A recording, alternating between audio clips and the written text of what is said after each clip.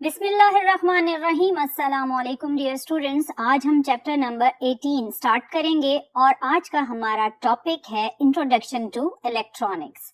क्योंकि chapter number 18 का title है इलेक्ट्रॉनिक्स, तो आज हम ये देखेंगे कि इलेक्ट्रॉनिक्स की बेसिक्स क्या चीजें हैं। तो चलिए स्टार्ट करते हैं।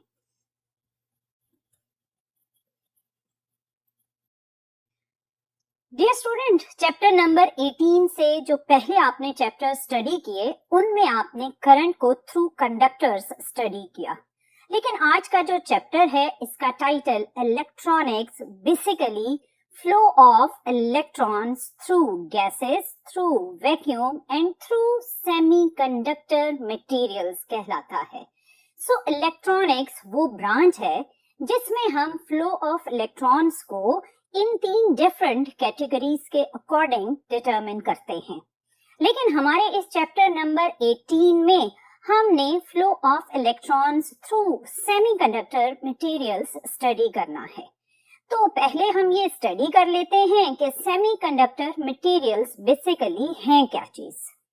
सेमीकंडक्टर टर्म इंडिकेट करती है सेमी कंडक्शन, यानी दरमियाने लेवल की कंडक्शन को। कंडक्शन से रिलेटेड आपने 2 वर्ड्स कंडक्टर्स एंड इंसुलेटर्स बहुत दफा प्रीवियस क्लासेस में स्टडी किए हैं। कंडक्टर्स की एग्जाम्पल है मेटल्स, और कंडक्टर्स वो मटेरियल होते हैं जिनमें excess of free electrons available होते हैं and they are good conductor of electricity. So इसका मतलब conductors good conducting behaviour carry करते हैं। दूसरा वर्ड था इंसुलेटर। इंसुलेटर डियर स्टूडेंट्स, अगर इसके एग्जांपल्स को देखें तो इसकी एग्जांपल्स में आते हैं प्लास्टिक, रबर, वुड। ये वो मटेरियल्स हैं जिनमें फ्री इलेक्ट्रॉन्स अवेलेबल नहीं होते। सो अगर आप इनको कहीं पर करंट फ्लो पर्पस के लिए यूज करें तो ये करंट को कंडक्ट नहीं करते। So insulators are those materials which are poor conductor of electricity. So ये तो थे कि what is conductor and insulator. अगर हम इनके दरमियान में आए तो इनकी कंडक्टिविटी के दरमियान के लेवल पर लाई करते हैं सेमी कंडक्टर्स। सो इसका मतलब ये हुआ कि सेमी कंडक्टर्स वो मटेरियल्स हैं जिनका कंडक्शन बिहेवियर इंसुलेटर से थोड़ा ज्यादा और कंडक्टर से थोड़ा कम है। अब ये सेमीकंडक्टर मटेरियल्स जो सेमी कंडक्टिविटी शो करते हैं, ये हमारे पीरियोडिक टेबल में कहाँ पाए जाते हैं? अगर आप पीरियोडिक टेबल देखें तो इसके 4th ग्रुप में सेमीकंडक्टर मटेरियल्स एग्जिस्ट करते हैं, और इनमें से जो most commonly used semiconductor materials हैं वो हैं सिलिकॉन एंड जर्मेनियम। सो हम इस चैप्टर में रिपीटेडली सिलिकॉन और जर्मेनियम से रिलेटेड प्रॉपर्टीज को स्टडी करेंगे। हम बात कर रहे थे सेमीकंडक्टर मटेरियल्स की। डियर स्टूडेंट्स, अगर हम सेमीकंडक्टर मटेरियल्स की कंडक्टिविटी के बेसिस पर डिस्ट्रीब्यूशन करें तो सेमीकंडक्टर्स 2 कैटेगरीज में डिस्ट्रीब्यूट होते हैं। एक कैटेगरी कहलाती है इंट्रिंसिक सेमीकंडक्टर और सेकंड कैटेगरी कहलाती है एक्सट्रिंसिक सेमीकंडक्टर। इन 2 कैटेगरीज में से जो फर्स्ट इंट्रिंसिक कैटेगरी है, अगर आप उसकी कंडक्टिव प्रॉपर्टीज को लिंक करें तो वो बेसिकली वो मटेरियल्स हैं जो टेम्परेचर के इंक्रीज होने से कंडक्शन बिहेवियर इंक्रीजिंग देते हैं। सो अगर आप सेमीकंडक्टर मटेरियल को इंट्रिंसिक की कैटेगरी में स्टडी करें तो these are the pure form of semiconductor materials. Pure form इसलिए कि इनको कहा जाता है कि ये सेमीकंडक्टर्स जस्ट अपने इंटरनल बिहेवियर की वजह से कंडक्टिंग इफेक्ट को शो करते हैं।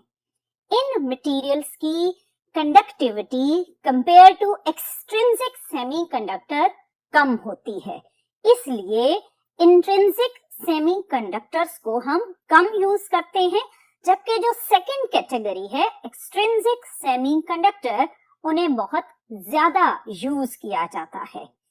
एक्सट्रिंसिक वर्ड क्या इंडिकेट कर रहा है? एक्सट्रिंसिक बेसिकली एक्सटर्नल बिहेवियर से लिंक्ड है। अब यहाँ एक्सटर्नल क्या बिहेवियर होगा? एक्सटर्नल से मुराद है कि आप इस सेमीकंडक्टर मटेरियल में ऐड करेंगे एक्सटर्नल एटम्स जिन्हें कहा जाएगा इम्प्योरिटीज। इम्प्योरिटी हमारी रूटीन लाइफ में अगर वर्ड आए तो ये एक बहुत ही नेगेटिव सेंस में आता है कि किसी मटेरियल में हम कोई इम्प्योरिटी ऐड करें। मोस्टली अगर इम्प्योरिटी से रिलेटेड बात की जाए तो हमारे दिमाग में मिल्क में वाटर का मिक्सचर एक इम्प्योर मिक्सचर की तरफ आता है जो कि एक नेगेटिव सेंस जनरेट करता है। लेकिन सेमीकंडक्टर में इम्प्योरिटी का ऐड करना एक पॉजिटिव बिहेवियर है। ये पॉजिटिव किस सेंस में है वो जरा हम देखते हैं। मैंने आपसे कहा कि आप एक्सटर्नल एटम्स ऐड करेंगे। अब वो एक्सटर्नल एटम्स कौन से हैं जो हम सेमीकंडक्टर मटेरियल में ऐड करेंगे? आपने देखा कि semiconductor fourth group of periodic table में एग्जिस्ट करता है। अगर आप फोर्थ से ऊपर यानी फिफ्थ ग्रुप में जाएं तो इस ग्रुप के एटम्स कहलाते हैं पेंटावेलेंट इम्प्योरिटीज। यानी हम फिफ्थ ग्रुप के एटम्स को अगर फोर्थ ग्रुप के सिलिकॉन या जर्मेनियम में ऐड करें तो फिफ्थ ग्रुप का एटम कहलाएगा पेंटावेलेंट इम्प्योरिटी, क्योंकि फिफ्थ ग्रुप के एटम के आउटर मोस्ट ऑर्बिट में होते हैं 5 इलेक्ट्रॉन्स। और अगर आप फोर्थ ग्रुप से नीचे यानी थर्ड ग्रुप की बात करें तो थर्ड ग्रुप के एटम्स भी यूज होते हैं एज इम्प्योरिटी। और थर्ड ग्रुप की इम्प्योरिटीज को कहा जाता है ट्राइवेलेंट इम्प्योरिटीज, क्योंकि थर्ड ग्रुप के जो एटम्स हैं उनके आउटर मोस्ट ऑर्बिट में जस्ट 3 इलेक्ट्रॉन्स होते हैं। इसका मतलब कि हम या तो फिफ्थ ग्रुप की या फिर थर्ड ग्रुप की इम्प्योरिटी की हेल्प लेंगे और बनाएंगे एक्सट्रिंसिक सेमीकंडक्टर। और बनने वाला एक्सट्रिंसिक सेमीकंडक्टर मटेरियल एक बहुत ही अच्छा कंडक्टिव बिहेवियर आपको देगा। और एक्सट्रिंसिक सेमीकंडक्टर की कंडक्टिविटी बहुत ज्यादा बढ़ जाएगी as compare to intrinsic semiconductor. अब ये इम्प्योरिटी आपने किस तरह ऐड करनी है वो जरा हम देखते हैं। हम लेते हैं फोर्थ ग्रुप के सिलिकॉन को। ये आपके पास एक स्ट्रक्चर है सिलिकॉन एटम का। आपने देखा कि सिलिकॉन के आउटर मोस्ट 4 इलेक्ट्रॉन्स किस तरह अपने नेबर्स में मौजूद सिलिकॉन एटम्स के साथ कोवेलेंट बॉन्डिंग करते हैं। अब इस स्ट्रक्चर में हम ऐड करते हैं पहले फिफ्थ ग्रुप की इम्प्योरिटी।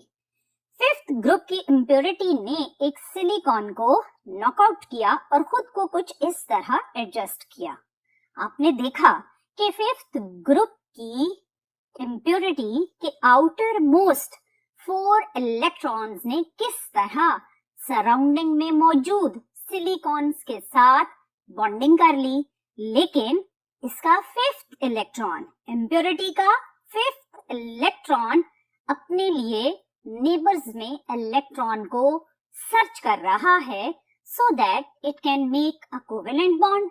लेकिन इस वक्त स्ट्रक्चर में कोई इलेक्ट्रॉन अवेलेबल नहीं है जो इस इलेक्ट्रॉन के साथ बॉन्डिंग कर सके। तो क्या होगा? तो होगा ये डियर स्टूडेंट्स कि ये फिफ्थ इलेक्ट्रॉन इस इम्प्योरिटी के एटम को छोड़ देगा। जैसे ही वो इसको छोड़ेगा तो जनरेट करेगा एक होल, एक deficiency of electron in this impurity atom.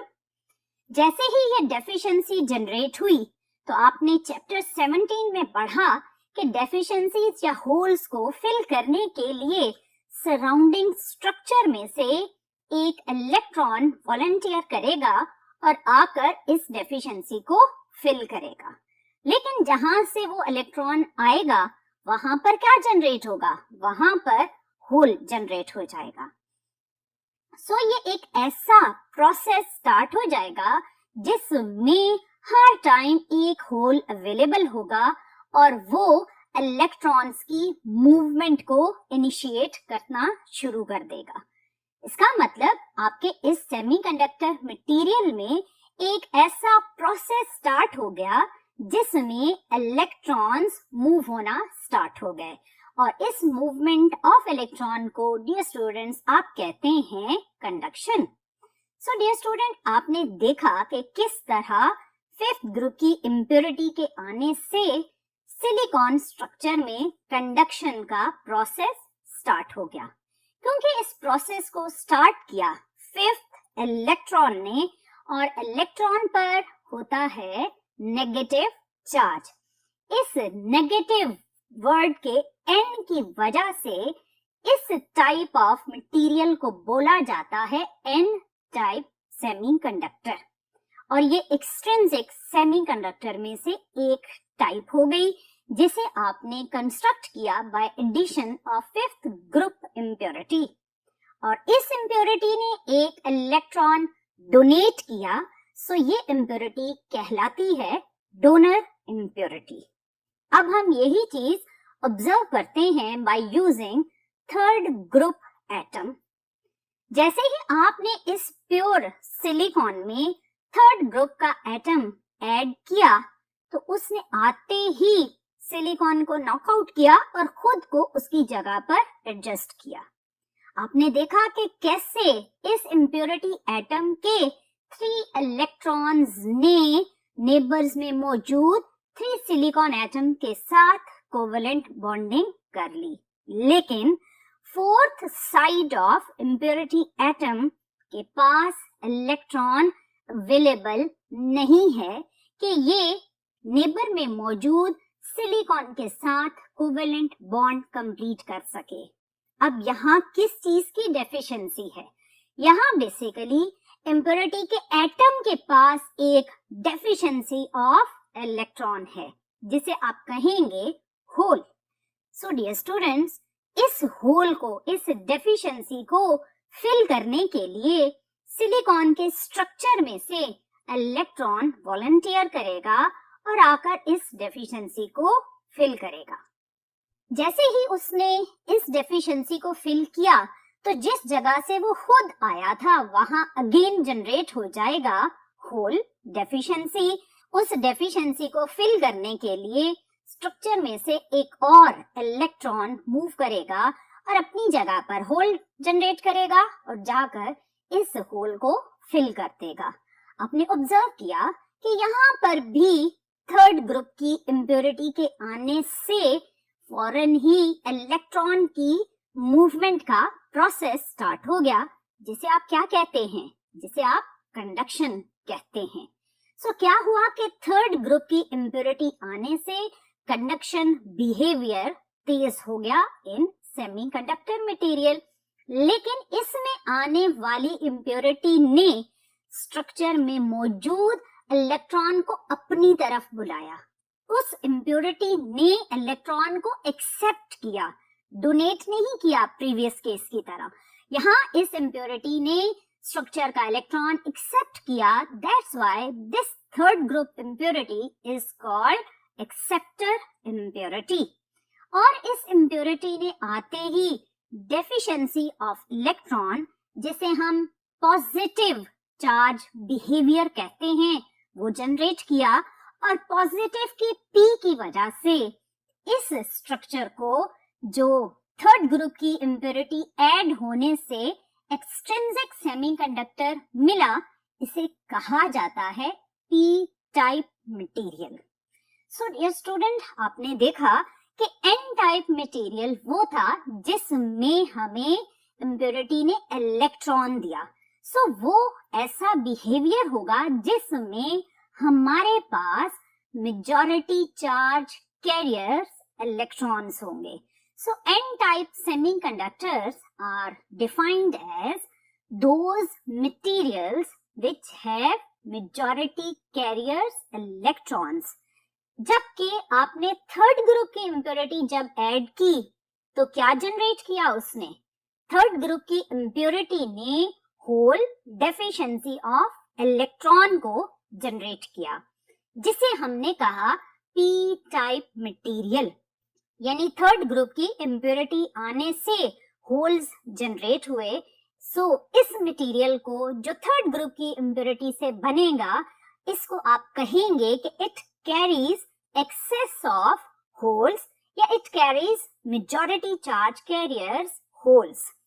So dear student, अब अगर आपसे कोई ये बात पूछे कि एन टाइप या पी टाइप मटेरियल पर नेट नेगेटिव या नेट पॉजिटिव चार्ज है, तो इसका आंसर आप देंगे नहीं, ये दोनों मटेरियल्स इलेक्ट्रिकली न्यूट्रल हैं, क्योंकि इम्प्योरिटी ऐड करने से सिर्फ इलेक्ट्रॉन या डेफिशिएंसी ऑफ इलेक्ट्रॉन का एक बिहेवियर जनरेट हुआ है। एज सच आपने एन टाइप या पी टाइप मटेरियल में इलेक्ट्रॉन्स और होल्स के बैलेंस को डिस्टर्ब नहीं किया। जितने एन टाइप मटेरियल में नेगेटिव चार्ज है उतने ही उसमें positive. Same is the case for P type material, उसमें भी जितने इलेक्ट्रॉन्स या जितना नेगेटिव चार्ज उतना ही positive charge. So N type या पी टाइप मटेरियल सिर्फ behaviour wise name N type और पी टाइप कैरी करते हैं, इसका कहीं भी ये मतलब नहीं है कि इन पर नेगेटिव या पॉजिटिव चार्ज है। अब हम स्टडी करते हैं कि अगर हमारे पास एन और पी टाइप दो मटेरियल्स हैं और इन्हें आप ज्वाइन करते हैं तो क्या होगा। ये आपके पास एन टाइप मटेरियल है जिसमें हमने just majority charge carriers electron को शो किया है, बाकी हमने सिलिकॉन के स्ट्रक्चर को शो नहीं किया। सिमिलरली पी टाइप मटेरियल में हमने मेजॉरिटी चार्ज कैरियर्स होल्स को जस्ट शो किया है, इसमें भी सिलिकॉन का स्ट्रक्चर हम शो नहीं कर रहे।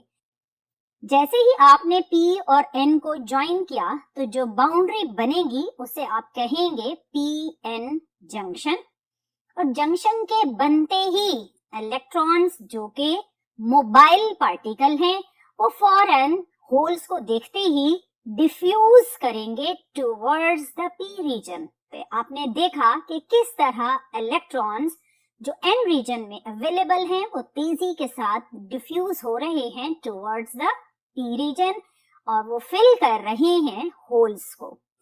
जो एटम्स N रीजन में मौजूद इलेक्ट्रॉन्स डोनेट करेंगे वो बन जाएंगे पॉजिटिव आयंस, और P साइट पर जो एटम्स इलेक्ट्रॉन को एक्सेप्ट करेंगे वो बन जाएंगे नेगेटिव आयंस। सो आपको थोड़ी ही देर में मिलेगी इस तरह से नेगेटिव और पॉजिटिव चार्ज्ड लेयर। इसको बोला जाता है पोटेंशियल बैरियर, यानी N और P के ज्वाइन होते ही उनके बीच में बना पोटेंशियल बैरियर। और बैरियर का मतलब आप जानते हैं कि होता है रुकावट। सो इसको हम किस सेंस में रुकावट कह रहे हैं? डियर स्टूडेंट, इनिशियली तो इलेक्ट्रॉन बड़ी तेजी के साथ डिफ्यूज हुआ, but after some time when this negative layer is formed, this negative layer will start repelling incoming electrons. So अब इलेक्ट्रॉन्स फर्दर P रीजन की तरफ जाना भी चाहें तो नहीं जा सकते, क्योंकि ये नेगेटिव पोटेंशियल अब उनको रिपेल कर रहा है। Same is the case for holes कि अगर वो N रीजन की तरफ मूव करना भी चाहे तो पॉजिटिव लेयर उनको रिपेल करेगी। लेकिन आप जानते हैं कि होल्स इमोबाइल पार्टिकल्स होते हैं, यानी ये जस्ट एक डेफिशिएंसी ऑफ इलेक्ट्रॉन होती है, ये खुद मूव नहीं करते। इलेक्ट्रॉन्स मोबाइल पार्टिकल हैं, वो मूव कर सकते हैं। डियर स्टूडेंट, ये जो पोटेंशियल बैरियर बना इसके दो और भी नाम हैं। इसको PN जंक्शन भी बोला जाता है और इसे डिप्लीशन रीजन भी बोला जाता है। डिप्लीशन रीजन में से अगर आप डिप्लीशन वर्ड का मीनिंग समझें तो डिप्लीशन वर्ड का मीनिंग होता है किसी चीज की डेफिशिएंसी, किसी चीज की कमी। तो फिर इस रीजन में किस चीज की कमी है जिसकी वजह से इसे डिप्लीशन रीजन कहा जाता है? डियर स्टूडेंट, इस रीजन में मूविंग इलेक्ट्रॉन्स की कमी है, क्योंकि इलेक्ट्रॉन्स इस रीजन को मूव करते हुए अब क्रॉस नहीं कर रहे।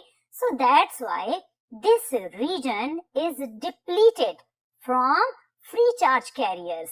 So it is depleted from free charge carriers, so that's why it is named as depletion region. दूसरा नाम मैंने आपको बताया जस्ट पीएन जंक्शन, और थर्ड नेम था पोटेंशियल बैरियर। ये सारे नाम एक इसी इलेक्ट्रिक फील्ड के बिहेवियर को ही रिलेट कर रहे हैं। डियर स्टूडेंट, ये तो था कि किस तरह आप जब P और N मटेरियल को ज्वाइन करेंगे तो PN जंक्शन बनेगा, और उस जंक्शन के अक्रॉस किस तरह पोटेंशियल बैरियर या डिप्लीशन रीजन बनता है।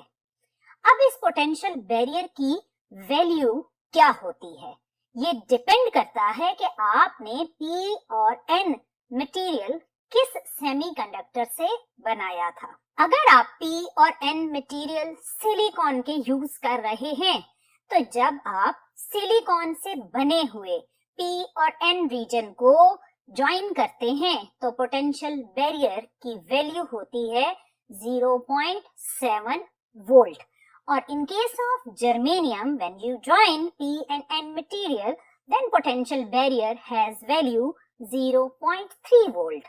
इसका मतलब कि potential barrier different semiconductor materials में डिफरेंट होता है।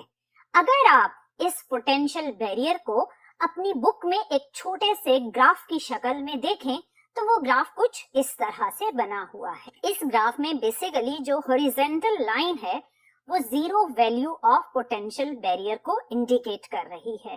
अगर आपने सिलिकॉन मटेरियल यूज किया तो P और N के ज्वाइन होने के बाद आप इस हॉरिजॉन्टल लाइन से ऊपर की तरफ मूव करेंगे, क्योंकि P और N के ज्वाइन होते ही पोटेंशियल इंक्रीज होना स्टार्ट हो जाएगा।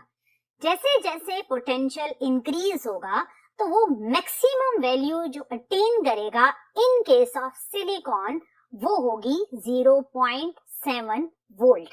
और अगर हम यही चीज जर्मेनियम के लिए ड्रॉ करें तो जर्मेनियम कुछ इस लेवल तक यानी 0.3 वोल्ट लेवल तक इंक्रीज होगा। सो ये है आपका graphical representation of potential barrier. Dear student, ये जो वैल्यूज हैं 0.7 वोल्ट एंड 0.3 वोल्ट, बेसिकली ये हैं 0.7 जाउल पर कूलम एंड 0.3 जाउल पर कूलम, जिसका मतलब ये है कि जब आपने सिलिकॉन यूज किया तो ये बनने वाला बैरियर इलेक्ट्रॉन को 0.7 जाउल वर्क परफॉर्म करके रोक रहा है। अगर ये 0.7 जाउल की वजह से इलेक्ट्रॉन को रोक रहा है, इसका मतलब ये हुआ कि एन रीजन में जो इलेक्ट्रॉन्स मौजूद हैं अगर उन्हें 0.7 जाउल से ज्यादा एनर्जी मिल जाए तो वो इस बैरियर को क्रॉस कर सकते हैं। Similarly in case of germanium, अगर ये पोटेंशियल बैरियर 0.3 जाउल पर कूलम का है तो इसका मतलब ये हुआ कि एन रीजन में मौजूद इलेक्ट्रॉन्स को अगर 0.3 जाउल एनर्जी मिल जाए तो वो इस बैरियर को क्रॉस कर सकते हैं। इसको हम थोड़ा सिंबॉलिकली कुछ इस तरह भी देख सकते हैं। एन रीजन में क्योंकि हमारे पास एक्सेस ऑफ इलेक्ट्रॉन्स हैं, सो हम उसे कंडक्शन बैंड कहेंगे। होल्स जो कि डेफिशिएंसी ऑफ इलेक्ट्रॉन है उसे हम वैलेंस बैंड कहेंगे। इस कंडक्शन और वैलेंस बैंड के बीच में एग्जिस्ट करता है पोटेंशियल बैरियर, सो उसको हम इस वॉल से रिप्रेजेंट करेंगे। ये वॉल अब कंडक्शन और वैलेंस बैंड के बीच में एक रुकावट है और इलेक्ट्रॉन का रोल सपोज करें आप खुद प्ले कर रहे हैं। आप कंडक्शन बैंड यानी n रीजन के इलेक्ट्रॉन हैं और आप इस दीवार को क्रॉस करके वैलेंस बैंड में आना चाहते हैं, लेकिन ये दीवार आपको आने नहीं दे रही क्योंकि सिलिकॉन के केस में ये वॉल 0.7 की हाइट की है। अगर कुछ ऐसा किया जाए कि ये हाइट कम हो जाए, इतनी कम कि आप इसको आराम से क्रॉस करके वैलेंस बैंड में आ सकें, तो ये पॉसिबल है। और जर्मेनियम के केस में आपके आगे अगर ये दीवार आई तो उसकी हाइट होगी 0.3 वोल्ट की, और अगर आप कुछ ऐसा करें कि ये वॉल 0.3 के लेवल से नीचे आ जाए तो अब आपके लिए इसको जंप करना इजी होगा। ये आप कैसे मुमकिन करेंगे कि इस वॉल को यानी पोटेंशियल बैरियर को कम करें और इलेक्ट्रॉन्स इसके अक्रॉस मूव करने लग जाएं? तो ये हम स्टडी करेंगे नेक्स्ट लेक्चर में, जिसको हम कहेंगे फॉरवर्ड बायसिंग, और अगर आप इसको क्रॉस ना कर सके तो हम कहेंगे reverse biasing. So dear student, ये तो था कि किस तरह इलेक्ट्रॉनिक्स में सेमीकंडक्टर मटेरियल अपना कंडक्टिव बिहेवियर इंक्रीज करता है, और इस इंक्रीजिंग कंडक्टिव बिहेवियर से हमने बनाए N और P टाइप मटेरियल्स, जिन्हें ज्वाइन करके हमने बनाया जंक्शन, जैसे हम कहते हैं PN जंक्शन, और इसका एक और नाम भी है, उसे आप कह सकते हो डायोड। डायोड वर्ड का मतलब है double electrodes. Di means double, ode means electrodes. अब इसमें डबल इलेक्ट्रोड्स का मतलब है N region and P region. P region positive electrode है और N रीजन नेगेटिव इलेक्ट्रोड है। So PN junction, depletion region, potential barrier, and the new name is diode. So इस diode को हम फर्दर किस तरह यूज करेंगे वो हम स्टडी करेंगे forward biasing and reverse biasing में। टिल देन, अल्लाह हाफिज।